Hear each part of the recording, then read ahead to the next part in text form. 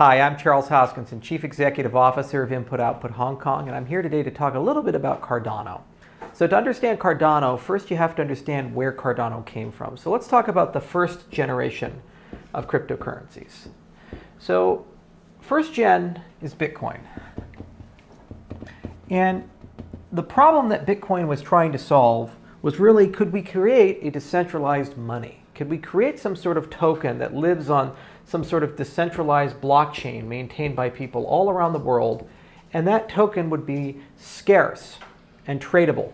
So when Alice and Bob want to send value to each other, there would be a mechanism for doing that that did not require a trusted third party, a trusted intermediary.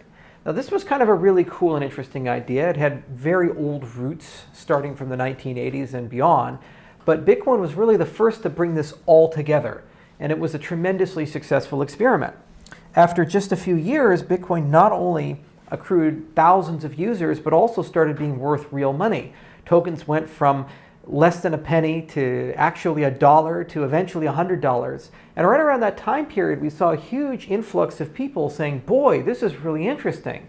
However, the issue is that the transaction between Alice and Bob has more than just the act of moving money associated with it. There's a story behind that transaction. There's terms and conditions. For example, what if Alice says to Bob, I'll give you the money if and only if you mow my lawn. I'll give you the money if and only if you repair my roof. This is a contract. This is the story. So first generation technology wasn't really well suited for this. Every single time someone wanted to make a change to Bitcoin, they'd have to build another cryptocurrency, or they'd have to figure out how to install some sort of cumbersome overlay protocol like Mastercoin or Color Coins. So back in 2014, Vitalik Buterin, myself, and many others came together and we launched the first second generation blockchain. And this is Ethereum. Now Ethereum is kind of like when JavaScript came to the web browser. We went from these static, simple pages that were not terribly functional, but at least they did something, to pages that were fully programmable.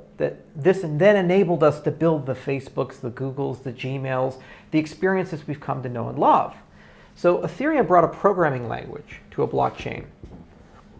So this programming language paradigm allowed smart contracts to be written to have customizable transactions. So when Alice sends that value to Bob, all those terms and conditions could then be embedded within the transaction and it can be bespoke to her particular needs. Now this paradigm, like Bitcoin, also took off, and now Ethereum is among the largest of cryptocurrencies and has a huge developer community. Unfortunately, just like Bitcoin, we're starting to enter into a new realm. We're going into the third generation,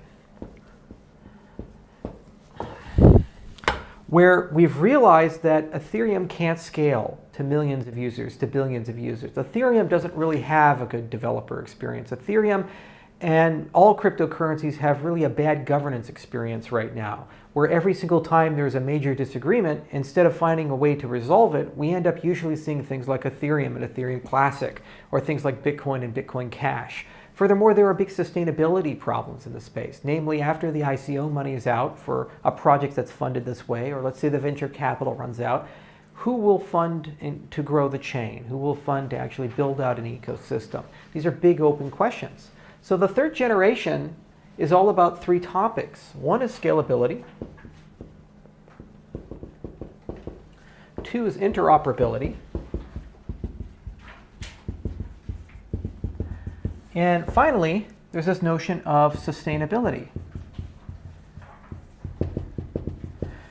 So the Cardano project is really our philosophy, our vision on how to solve each of these categories in a way that we feel it's going to inherit the best features and lessons learned from generation 1 and generation 2, but also add a lot of new concepts and technology to the space.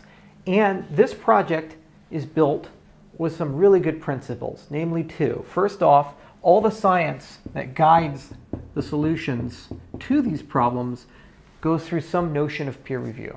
So we go to conferences, we write proper scientific papers, we engage universities, and all the engineering, we have the goal to eventually implement as high assurance code.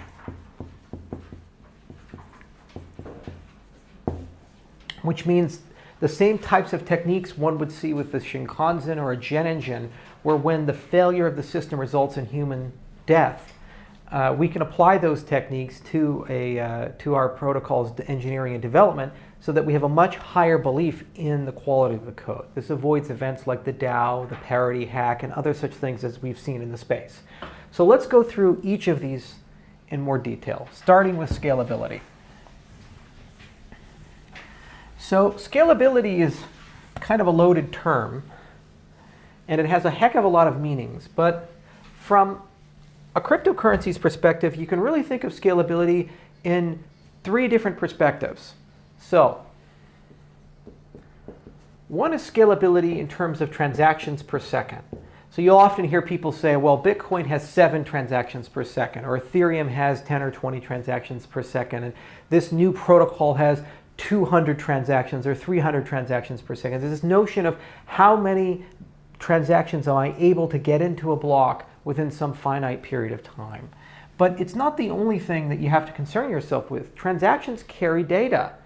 And as you get more transactions, you require more network resources. So there's also this notion of bandwidth or network, where for a system to scale, if it's going to go to millions and billions of users, that system could require hundreds of megabytes to gigabytes per second of bandwidth to be able to support all the data flowing through it. This is very common in the enterprise world, but not quite where we need to be in the peer-to-peer world. And then finally, there's this notion of data scale. So blockchains store things, hopefully, forever. And so every time you put a transaction in, regardless if it's relevant or not, it ends up in the log. And as you have more and more transactions per second, you need more and more data. And as a consequence, blockchains will grow from megabytes to gigabytes to terabytes to petabytes and potentially even exabytes. Again, this is okay in the network world, but when we talk about a replicated system whose security model relies upon each node having a copy of the blockchain, this is not tractable for consumer hardware devices. So Cardano, what we're trying to do is figure out ways to solve these problems in a very elegant way. Namely that as we add people to the network, we naturally get more transactions per second, we get more network resources, and eventually we'll get more available overall data storage without compromising our security model. So let's talk a little bit about some of the innovations we've already brought, namely with the throughput. We've developed a peer-reviewed white paper for a provably secure proof-of-stake protocol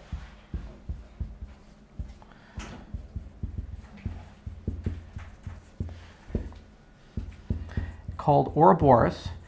And Ouroboros is among one of the most efficient consensus protocols in the cryptocurrency space, and it's the first to actually be proven secure in a very rigorous cryptographic way. The magic of Ouroboros is that it's been designed in a modular way, and it's been designed with future-proofing in its DNA. So, namely, how Ouroboros works is Ouroboros breaks the world into epochs.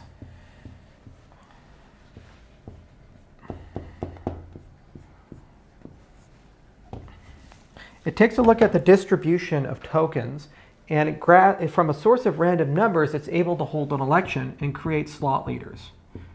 Now, these slot leaders functionally do the exact same thing that a miner would do in Bitcoin. So this is basically the same as a person who discovers a block, wins a block in Bitcoin. But the difference is that it doesn't require the extensive computational resources that Bitcoin requires to construct a block. And as a consequence, this system is considerably cheaper to run, even though we still have similar security guarantees that Bitcoin currently enjoys. So it's a major advancement. But the other really interesting thing is that these slot leaders don't have to just maintain a single block and a single chain. They can actually maintain other blocks and other chains. Because the cost of constructing a block is so low, it's actually now tractable to talk about consensus over a range of blockchains instead of a single chain. Furthermore, epochs perhaps could even be run in parallel. So instead of having one epoch run and then another epoch run, one could develop a system using Ouroboros where epochs run in parallel and transactions are partitioned accordingly. What this effectively means is as you gain more users and your users gain more capabilities, these slot leaders will be able to maintain more types of blockchains and also run transaction processing for blockchains in parallel. This is a major advancement. The other cool thing is that Ouroboros has very rigorous security standards in terms of its theoretical foundations as well as its implementation. So as a consequence, as we develop new capabilities for the protocol, these capabilities are somewhat composable, meaning that these capabilities will also be secure. Whereas other systems, one has to prove these things on a case-in-case basis, in some cases make major modifications or changes to their system. In addition to this, we intend on Ouroboros actually being quantum resistant sometime in 2018, hopefully, where when the slot leader signs these blocks, they'll be using a quantum resistant signature scheme, so we can get even more future proofing into the system. So that's kind of the first view, is how do we construct a way of maintaining the network that doesn't cost $300,000 an hour, which is what Bitcoin currently costs at the current market rate of $5,000 per coin.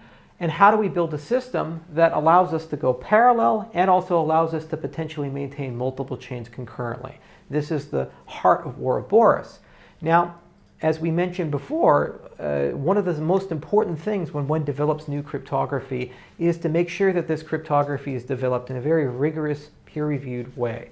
So Ouroboros actually was accepted at Crypto 17, where our team went there to present it. And future versions of the protocol continue to go through more rigorous peer review, giving us a high assurance that the conceptual design of the system is correct. The other side of it is we're actually modeling a formal specification of Ouroboros using Psi-calculus,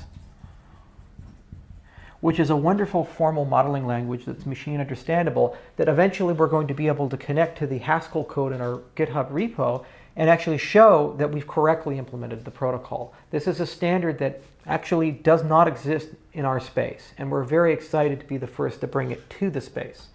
But that's not the only thing required for scalability. You also need the ability to move large amounts of data at the same time. As our network grows from a few hundred transactions per second to thousands, to tens of thousands, to hundreds of thousands of transactions per second, you cannot maintain a homogeneous network topology. In other words, you cannot have a situation where every node has to relay every message, because there will be nodes that don't have those capabilities, especially as they grow. So we're actually looking at a new type of technology called RENA. And this stands for Recursive Internetwork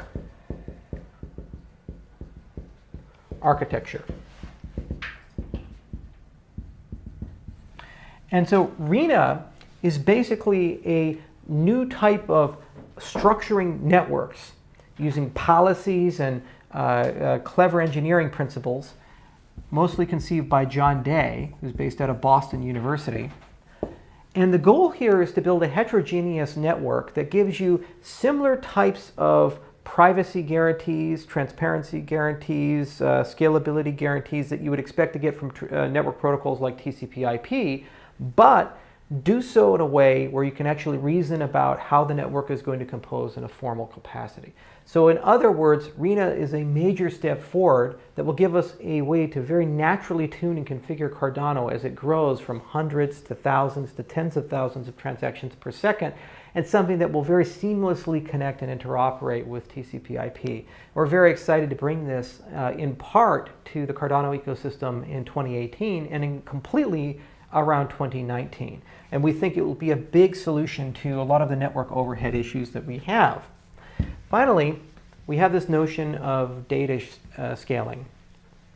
So this is among the hardest of the problems, and it's one that we're still examining and looking at.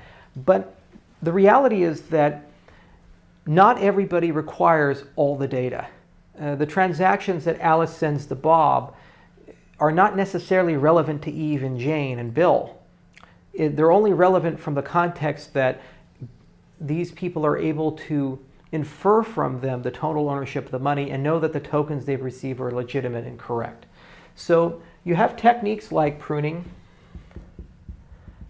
You have techniques like subscriptions and some form of compression, which when applied in a setting in a very intelligent way, can actually reduce substantially the amount of overall data one user has to have. There's also the idea of partitioning. Partitioning is where a user doesn't actually have a full copy of the blockchain. Rather, they have some chunk of the chain, as opposed to many other chunks. And there's some notion that you can put all of these things together. So one of the goals of the Cardano project is to study this in a very rigorous way and to come up with new blockchain architectures as they become necessary that will allow people to have much smaller amounts of data, but overall still get the same level of assurance and security that the transactions they receive, the computations that are performed, are correct. So part of this research also involves some of our ideas about sidechains. And we'll get to that actually when we get to the interoperability section, but as a brief mention, all a sidechain really is two components. First, it's the notion of creating a compressed representation of a blockchain, and it's a notion of creating interoperability between chains, i.e. a way of translating transactions between chains. So some of the proofs that we've come up with some of our recent sidechains research give us a lot of hope that we can create compressed representations of a blockchain as it grows from gigabytes to terabytes to petabytes, and that these proofs can give us a high level of certainty that the transactions we're seeing, the history we're seeing is correct, even though these proofs are quite small, megabytes to kilobytes. So this is kind of our solution to data, is to approach it in both a pragmatic way, where we start restricting in some cases what people see in a very intelligent case-by-case basis. We partition things where and when we can, and we find out really intelligent cryptographic ways to compress history, which give us the same level of confidence even though we don't have all of it, but do all of this in a way where we don't remove the original replicated security guarantee that Bitcoin has endowed the space with. The other fortunate thing is, well, TPS tends to grow quite a bit, and network resources also tend to grow quite a bit. Storage is still relatively cheap and available, so we believe that the data scaling side of Cardano will be something that we don't have an urgency to resolve until late 2018 to mid-2019. The research has just started at the University of Edinburgh, and we intend to continue it, and we believe we'll have our first approaches probably by the middle part of 2018, and eventually have a total solution to this problem by the end of 2019 for the system. So this is kind of the first component. Let's build a protocol that allows us to scale up the transactions per second. So as we gain more people into the ecosystem, we get more throughput. Let's create a network stack developed by one of the early internet pioneers that has learned from some of the issues that TCP IP has in other systems, and is a bit less fragile and a bit easier to configure and tune so that it can handle a large heterogeneous network based upon real-life scenarios. And let's come up with some clever ways of handling the use of data in our system without compromising our security guarantees. And also, when partitioning is adopted, similar to like BitTorrent, you actually gain a lot more resources for overall storage. So if we don't have to replicate the database, rather we can distribute it, there is some hope that we can build a large distributed file system for Cardano, and thus actually have total available petabytes of data, even though any particular user only has to have a small amount. So that's the first pillar, this notion of scalability. But the third generation demands two more, and therefore for the Cardano project, we will do these things. First, there's this idea of interoperability. So interoperability is this idea that there will not be one token to rule them all. So sorry, Bitcoin. You're going to have many networks like Ethereum and Bitcoin and Ripple and legacy systems like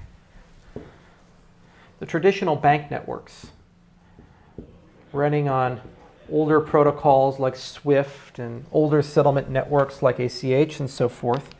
And these systems all speak their own languages, and these systems all have their own business logic and rules.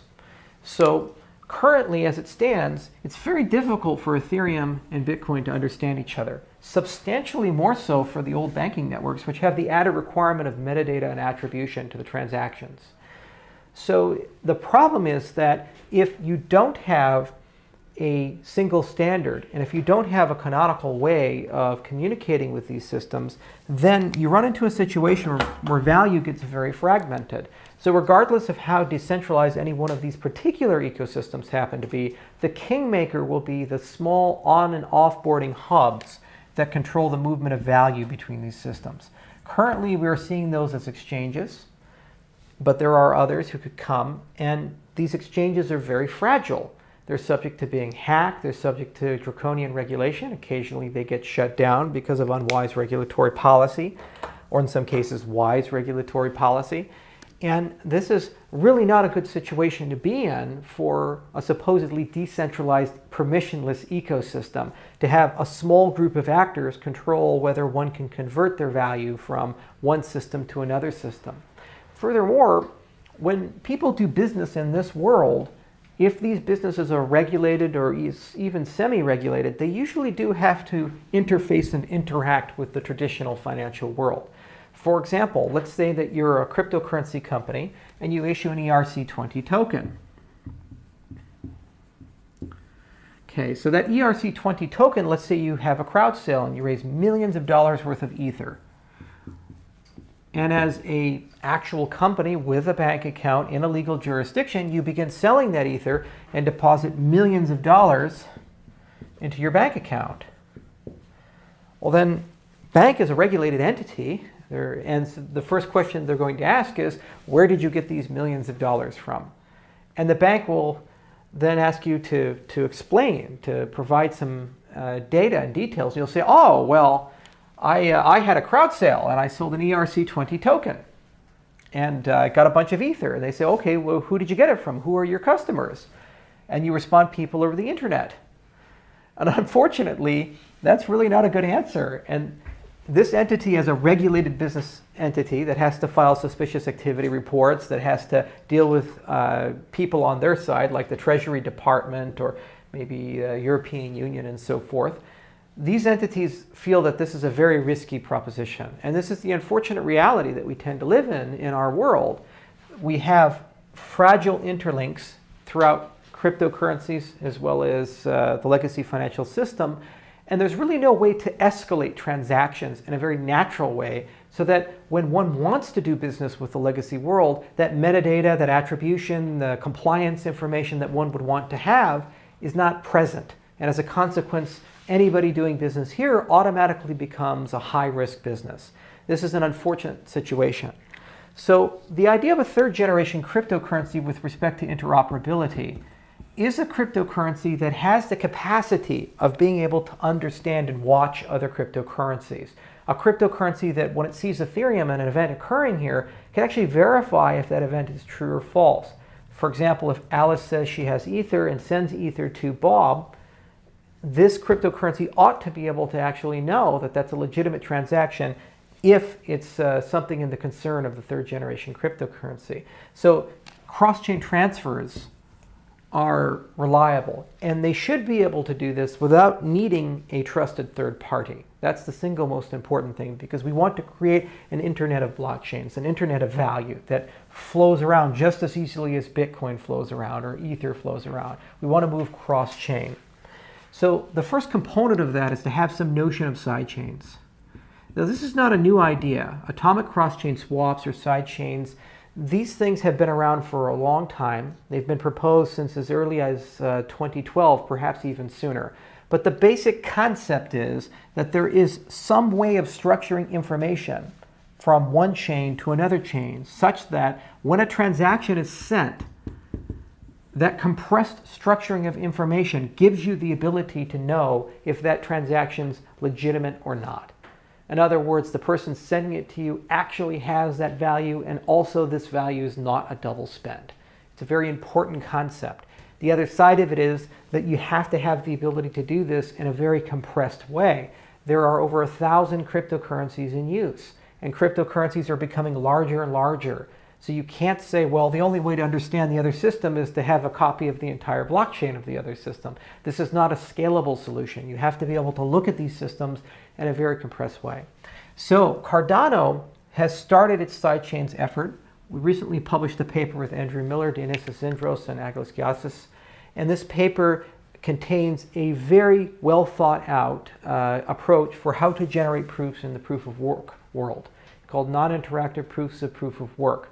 And we're very hopeful that this approach can also be adapted in the proof of stake setting, and then these two things together, combined with some clever engineering, should allow us to have a pretty deep and detailed understanding of what's going on amongst other cryptocurrencies which are here to stay. However, this is only part of the story. Even if we can create a utopia where all blockchains can talk to each other and be seen and heard, and they go from blind, deaf, and dumb to very intelligent and verbose, the issue is that this world is still incompatible with this world, principally because of three factors. One is the notion of metadata. Two is the notion of attribution. And three is the notion of compliance. So, metadata is the story behind a transaction. It's not that you've spent $50 that matters. It's where did you spend it? What did you spend it on? To whom did you give it to? These types of things. That's metadata. It's really not well provisioned in the cryptocurrency space. However, it's the bread and butter of the legacy financial world. There's an enormous amount of value in the metadata of transactions. And in some cases, the metadata of transactions allows transactions to be put into a hierarchy of risk. Certain types of transactions are tremendously risky. For example, if there's a wire transfer between two American banks based in New York amongst large companies, this is very common and happens all the time. If there's a wire transfer from a small American company to a small Russian institution, which in turn then goes to Iran, which in turn then goes to South Africa, this is a totally different scenario. Even if the amounts are the same, the amount of hops, the people who've touched it, the nature of the organizations, how long they've been doing business, this is all metadata. The problem is that metadata is incredibly personal. It's incredibly private, and it has a big difficulty in the cryptocurrency space because all the transactions here are permanent. They live on a blockchain. They're transparent. And the minute that we would attach metadata to a transaction here, we'd run into a situation where we could be potentially exposing very sensitive information to the general public. So one of the goals of the Cardano project is to figure out where, when, and how we can put metadata on a blockchain and benefit from some of the factors that we really care about, such as auditability as well as immutability and timestamping. Because tampering with metadata is a very risky thing. It's very important in cases to have this, but at the same time, posting metadata to a blockchain in a responsible way, perhaps encrypted or perhaps with a special scheme that only allows certain people to see it, whereas others cannot. Attribution is about identity. It's about the naming of actors involved in a transaction. It's a subset of metadata, but it's so important it deserves its own consideration. It's not just good enough to know the story behind the transaction. You have to know where the money came from and where the money's going. That's Alice to Bob, JP Morgan Chase to Wells Fargo, and so forth. This is so incredibly important that we've decided to try to construct a way where if one desires to add attribution to a transaction, it can be done in a pretty streamlined and easy way. But the difficulty is establishing a web of trust or some sort of identity hierarchy. One of the reasons why we live in an internet with passwords and usernames is because we actually don't have a good way of identifying the people on the internet. It would be great if everybody had a public key and there was an easy way to distribute these things and an easy way to verify that Bob's public key was actually Bob's public key. And this was one of the goals of the PGP project. It was never realized. As a consequence, the second consolation prize that we've had to deal with on the internet has been this terrible dystopia where one has a username and a password, usually easy to guess, usually easy to hack, and usually reused amongst many different websites, and causes certainly a lot of problems. So the same problem there is incumbent here. The difference is that cryptocurrencies are factories for cryptographic credentials. They give you a place to store public keys, they give you a place to store a web of trust, and a whole bunch of cryptographic mechanisms that go above and beyond what one would see in a normal website. Cryptocurrencies are basically factories for cryptographic credentials. unlike normal websites or unlike the current internet, cryptocurrencies give you the ability to organize, manage, store public keys, and develop all kinds of webs of trust, as well as an even more advanced layered cryptography, which has been invented over the last 20 years. So part of the goal of the Cardano project is to start exploring how we can use these things that we're currently using for storing and saving our money to actually also identify ourselves when and how we want to do. And the hope is that this can then be used when people are required to give attribution to transactions. For example, perhaps when they send value to an exchange or back, they can do so in a very graceful and easy way. Now, the final component is this compliance component, and compliance is a construction of things like KYC, which stands for Know Your Customer, things like AML, it stands for anti-money laundering, and things like anti-terrorist financing, ATF. And basically, they're all the same notion of there's a transaction that's occurred. What do we know about this transaction such that we can say it's a legitimate transaction? This is something that is not really considered in the crypto world, but it's the bread and butter of every single financial institution, whether they're an exchange, they are a bank, or anybody who's in a position to be a money service business where they're handling money on behalf of somebody else. There's very harsh and strict global regulation and standards for how anti-money laundering and know your customer and compliance needs to work in general. So, with respect to this, our hope is that we can find a healthy balance where once we've distributed these cryptographic credentials and once we have provisions for metadata, that these two factors can be put together in a very creative way on a case-by-case basis and a voluntary basis, so that when somebody in the crypto world wants to do business in the legacy world, they have an ability to escalate the transaction from a standard cryptocurrency transaction to one that a bank would actually recognize and feel very comfortable with. For example, the scenario that we gave in the beginning of this presentation about this ERC20 token crowd sale, one could entirely imagine the idea of saying that the only way one can send Ether to this transaction would be if it's stamped with some metadata accessible to the person being sent to, and it has some identity information that's transitive such that when they cash out and go to the bank, they can disclose that to the bank. But the key here is doing this in a way that protects privacy and doing this in a way that doesn't necessarily make people custodians of the data. As we've seen with the Equifax hack and other such things, custodianship of personally identifiable information is quite problematic. So a big goal of the Cardano project is to explore this side of the space using new cryptography, using optional metadata, and also using things like trusted hardware, for example, which give us all kinds of capabilities, from very secure ways to store credentials to the ability to provide guarantees that data has been destroyed after a period of time, to things like geotagging, for example. So this is the interoperability side. And if we're successful with this, we can really think of Cardano as that glue that can facilitate the internet of blockchains, where Bitcoin can stay Bitcoin, Ethereum can stay as Ethereum, Ripple can stay as Ripple, and the banks don't have to change much, but Cardano provides that necessary bridge that isn't centralized and isn't fragile. Rather, it's a large decentralized network, and it really ushers in this great new era of interoperability. In the last two sections, we talked about scalability and interoperability, respectively.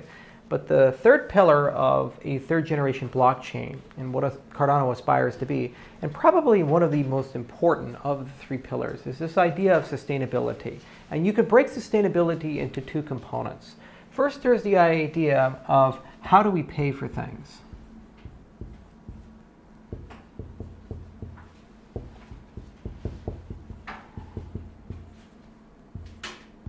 So cryptocurrencies are not companies.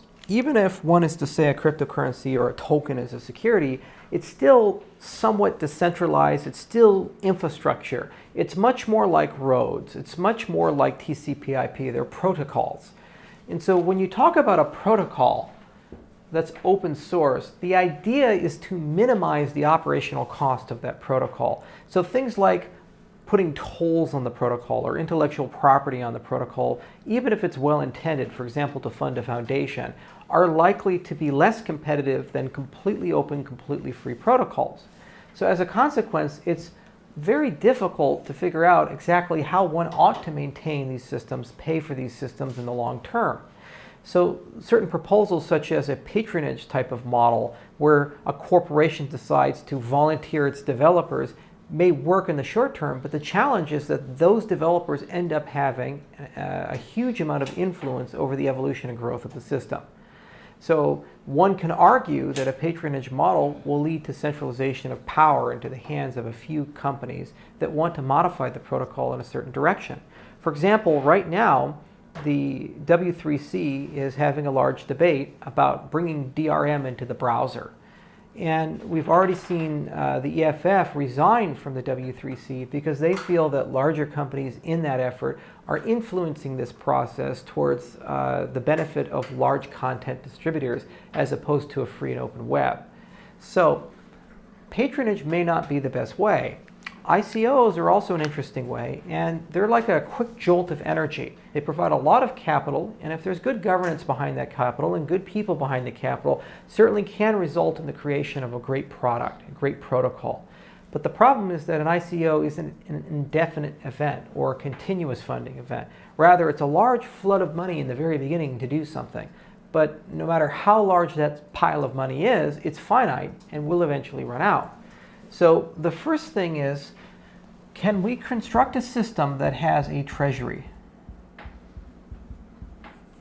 A treasury is where a blockchain is able to print money and put some of that money into a decentralized bank account.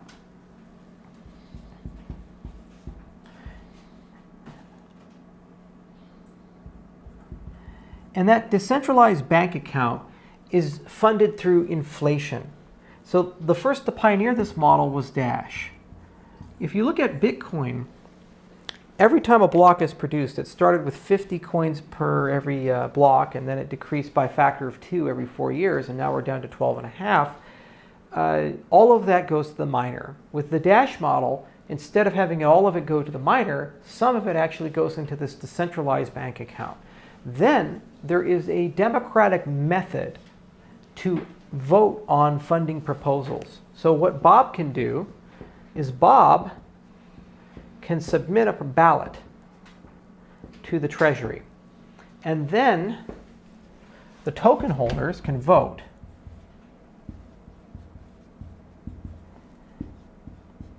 And if there's a high enough threshold, if there's a high enough amount of voting, Bob's ballot will be approved and the Treasury will open up and pay Bob.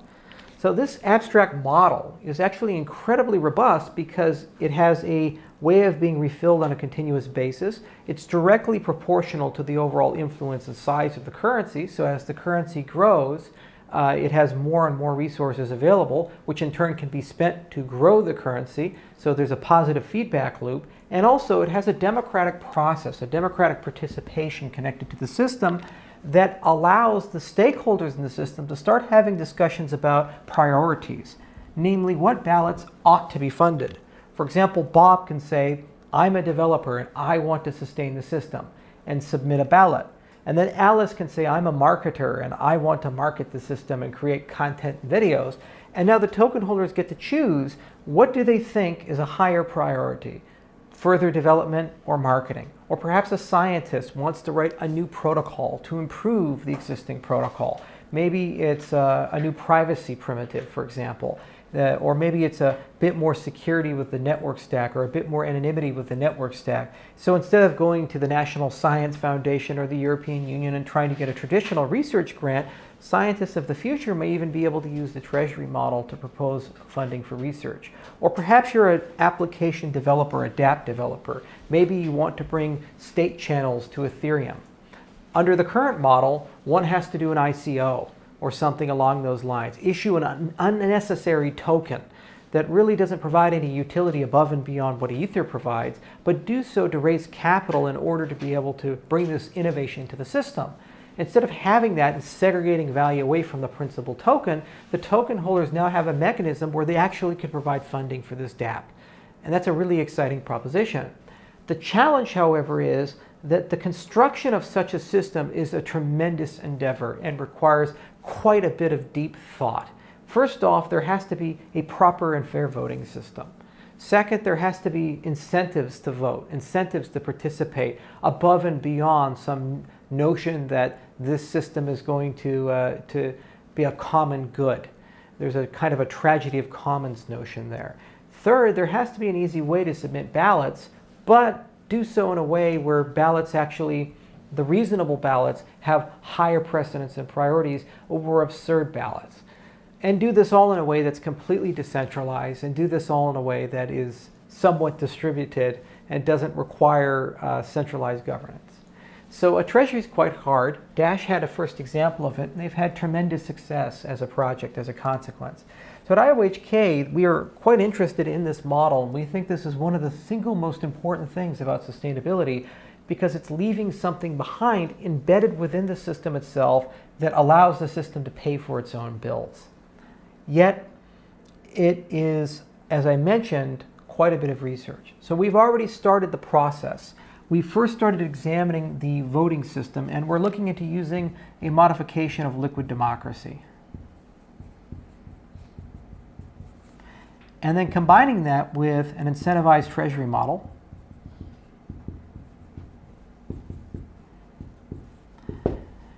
That we have developed with a joint partnership with researchers at Lancaster University, as well as some of our personnel that come from Ukraine. And our hope is to develop a reference treasury model that's abstracted from any cryptocurrency. It's just a module that can be plugged into a cryptocurrency, such as Ethereum Classic or Cardano. The hope is that the system will have a fairly sophisticated way of balancing the needs and incentives of token holders, as well as the needs of those seeking funding in a reasonable way. Now, this is an inexact science. It's one that requires quite a bit of iteration, and this is why we're trying to construct this system in a modular capacity so that the treasury system can be upgraded independent of the protocol itself if necessary. So this is something we're very excited about. We should be publishing a paper fairly soon, in Q4 of 2017, and our hope is to roll out the first generation of the reference treasury model into the Cardano protocol by about the middle part to the end of 2018. Depending upon how long the research takes. But there's another side to sustainability. It's not just about how do we pay for things. It's also about where should we go? And this is an even bigger meta question.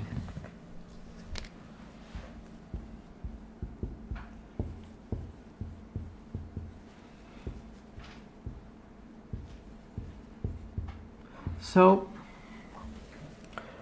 cryptocurrencies are living creations. They're not static in that once you've written the code, it's finished, it's done. There's no notion of 2.0.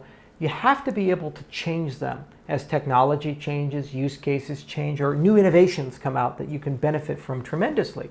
And generally, you do this either with soft forks or hard forks. But these are forks nonetheless, meaning that you have to change something. The problem is that in current cryptocurrencies, generation 1 and 2, there is no canonical way of deciding which fork is proper amongst many that have been proposed. And as a consequence, this results in a situation where eventually irreconcilable differences develop and we see the chain break apart. We've seen this with Bitcoin and Bitcoin Cash. We've seen this with Ethereum and Ethereum Classic. And it will only continue as these systems grow in scale and value. So what we have to do is argue by analogy, are there any social systems that humanity has constructed, which while they may be controversial, have still maintained a degree of stability and updatability? Constitutions are the closest notion that we have. It's the highest law of a country. A constitution doesn't change too much, especially constitutions like the American Constitution, and they're somewhat difficult to change.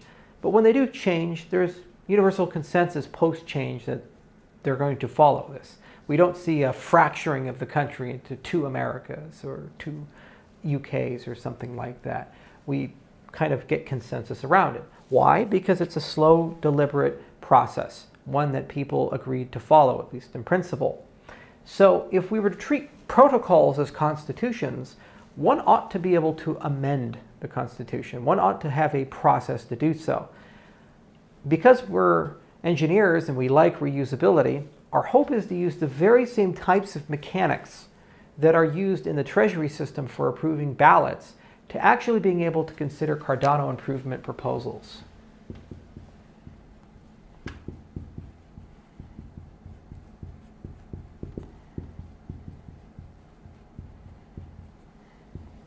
So Alice or Bob, the developer, can propose a SIP, and then there's going to be a process which Alice and Bob can follow that allows the network to vote on whether this should be ratified or not. This should be a slow, systematic, deliberate process that takes time and effort, with increasingly higher thresholds prior to eventual adoption. Now, the first generation of this technology is more about process and mechanism. It's a meta consideration that lives outside of the network but relies on tools within the network. For example, the ability to do voting by stake weight. Later versions, we're going to explore the idea of converting a Cardano improvement proposal into something that's machine understandable.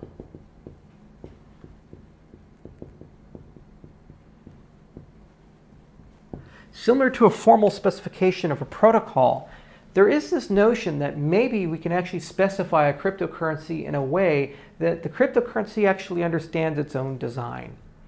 If this is possible, then it may be possible to actually verify if a client is following a specification. In other words, when Alice and Bob create their wallets to connect to Cardano, there's this machine understandable canonical notion of how Cardano ought to be configured. And their clients will actually be able to self-accredit and verify if they're actually following the protocol or not. So this is kind of generation 2 and 3. This idea of taking a social process and eventually mechanizing that social process in ways that give us a protocol that lives above the particular software. And we're very hopeful that we can use emerging techniques from programming language theory and formal verification to pursue these ends. So the first micro examples of this are going to start materializing with the formal verification of smart contracts, which is a very important topic for reducing bugs and ensuring that smart contracts are stable and reliable. And this is an area of research that we're pursuing very vigorously at IOHK, and we intend on having several publications come out throughout 2018.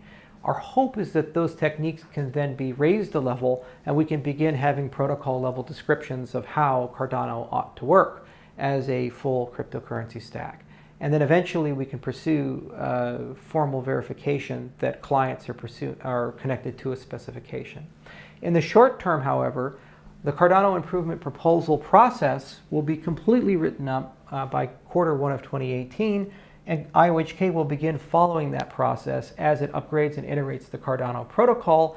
And once our treasury voting system is in place, we'll make special accommodations so that every Cardano improvement proposal can eventually go through a process of voting with higher rigor on hard forks and less rigor on soft forks. But nonetheless, there's still some notion of this. We already have an upgrade system built in. If one goes to Cardano docs, there's a specification on cardanodocs.com for how that system works. And later on, that system will be superseded by our new voting system that we intend on rolling out with the Treasury. So this is sustainability in a nutshell.